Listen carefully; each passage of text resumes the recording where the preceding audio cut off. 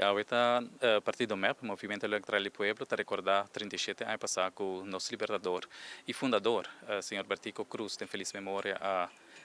vai fora do mundo aqui e estava choque muito grande para nosso partido, mas também para o povo de Aruba no momento que nós arraiasaco e nós temos no saco de ano para mim na ano 85 no final 31 de dezembro ela sofre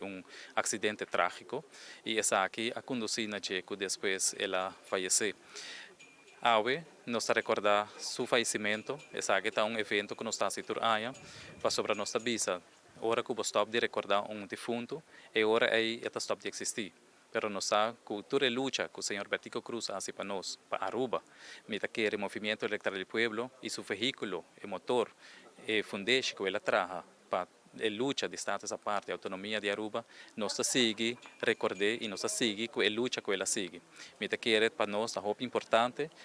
como movimento electoral do pueblo, para rendir homenagem a grande estadística de Aruba, senhor Bertico Cruz, e também na sua família, no partido, e todos que está seguindo e sustém para a luta de autonomia de Aruba. O senhor Henry Cruz está aí, ela riba a palavra de nome de família também, e ela conta alguma anedota e também que está presente no momento que o tempo que o Bertico estava na América, na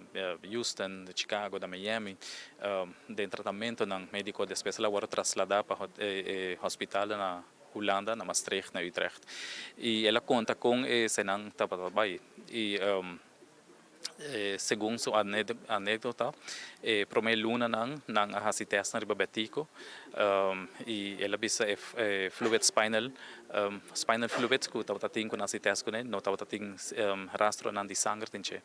E doctor nan bisa que betico lo pode recuperar, pero essa ele vai tomar muito tempo. E toch na final net 2 dias por prometo seu falecimento, ora na trasladé de hospital para outro na Holanda, e família triste notícia que o Bertico faleceu e depois na avisa que a causa de essa aqui estava verpulverd hersenstam, das caminha que o cérebro lo a pulverizar e ja, tá que da pergunta não que a família sempre tem se é verdade ou não, pero a autópsia mostra aí. E ja, nós tur a ponernos mes também nos aceitar